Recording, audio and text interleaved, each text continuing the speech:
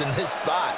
So they had to get out from the shadow of their own goal line, get themselves some breathing room. Obviously, that helps them on offense, but it may help their defense, too. Might be necessary here in OT.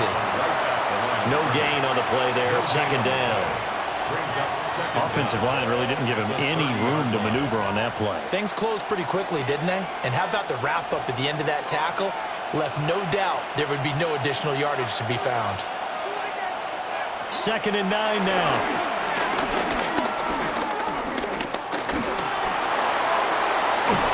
And able to get this one across the 45 before he's brought down. The escapability in evidence there is that one good for 15 and a first. And the Browns first down. Partner, there's a downside to everything, and the danger of man coverage is if you're locking down your target, you often turn your back to the quarterback and you don't see him. Sometimes you open up a big lane for him to hit you for big yardage, and that was an astute play by him to scramble out, see that lane, and burn them for a first. And he'll be brought down by the Colts. He couldn't get rid of it. He takes a sack for a loss of 6 to bring up second down. Well, collectively as a defense, Charles, I think if you get 4 sacks a game, you're feeling really good. Now they have 6 as a unit. And that type of a number is just staggering because there's so many ways to try and counteract it. But in this case, they've got no answers for this unrelenting pressure coming at their quarterback. The defense did its part. 3 points now. All they need as they work on second down. And that falls to the ground, incomplete. A nice job of bodying him up defensively. And now it brings up third down. He was trying to get that one out to his running back out of the backfield, but that one was read and timed perfectly, and they were able to break it up. A long way to go here on third down for the 8th play of the drive. From the shotgun, Sanders. And that is incomplete. It looked like they had something there, but I think that he was thinking about running with the football before he actually hauled it in, and that led to a big drop.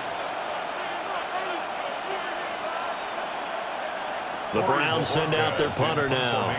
On for a very important punt here in overtime.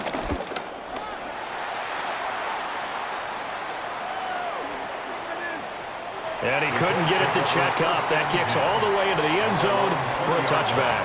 And now Indianapolis set to take the field.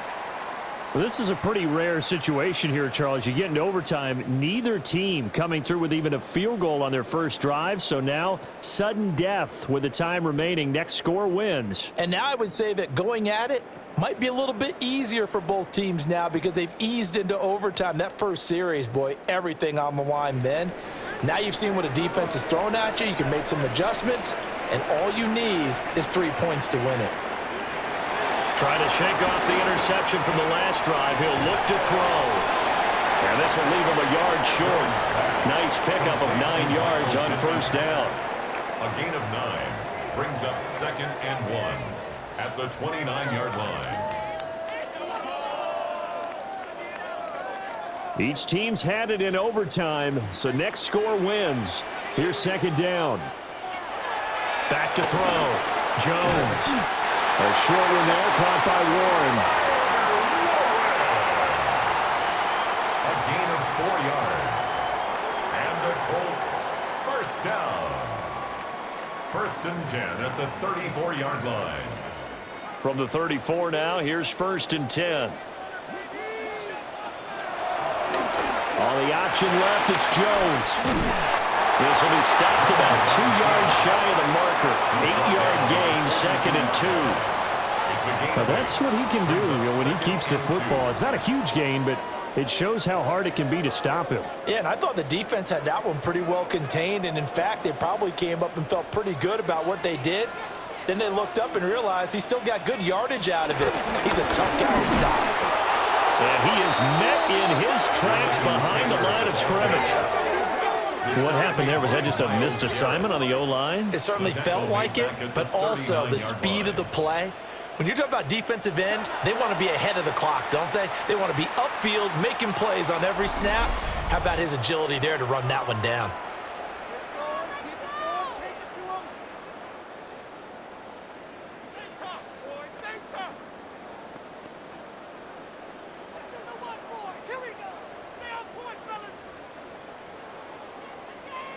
Here is 3rd and 5.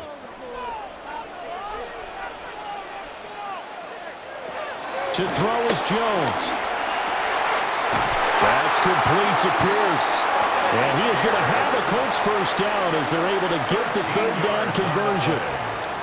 That's good for a Colts first down. 1st and 10 at the 47-yard line.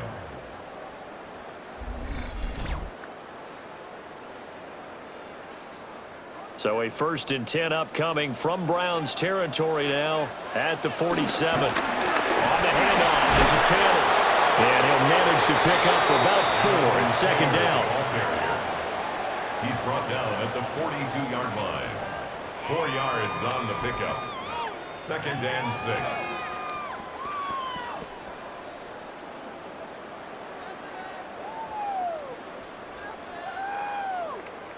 Now whistles come in. We're going to get a timeout here by the offense.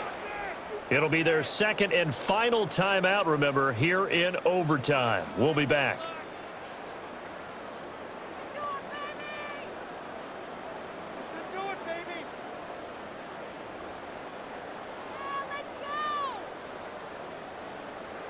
Second down at 6 now from the 42. Now Jones. This will be swung out wide for Taylor. And he'll go down here at the 35-yard line. That's another Colts first down. 1st and 10 at the 35-yard line. Spencer Schrader on for the Colts field goal. 1 overtime. How about 2? We need another. We're still even. We'll switch sides and have that 2nd overtime in just a moment.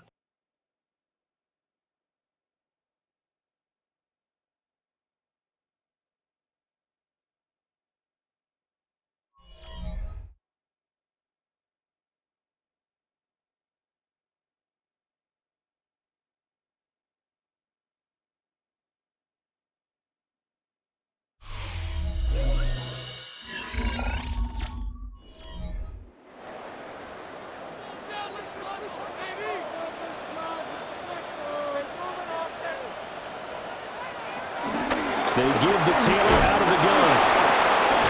And shutting him off now open field. And brought down, but not before they're inside the 25.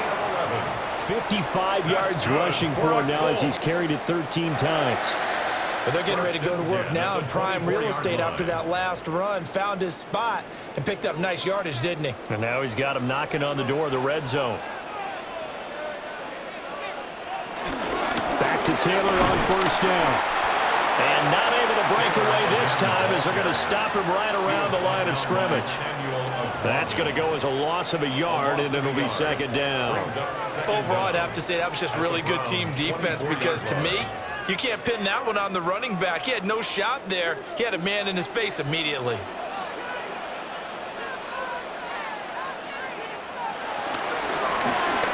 They run the option on 2nd down.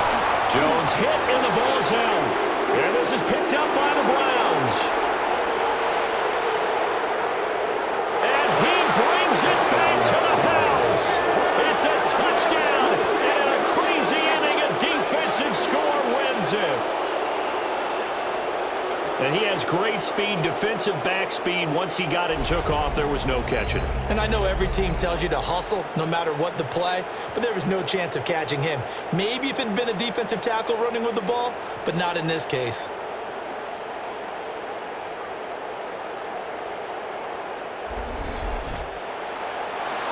That was an excellent come-from-behind victory, Charles, especially there in the 4th quarter.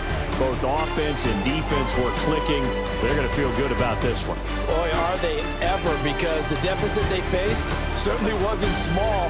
They obviously did not give up on that one, and in the end, how about that come-from-behind victory? They'll cherish this one for a while. So that's a wrap for Charles Davis. I'm Brandon Gunn, and this has been a presentation of the NFL on EA Sports. For more, check us out at easports.com. With that, we say so long from Indy.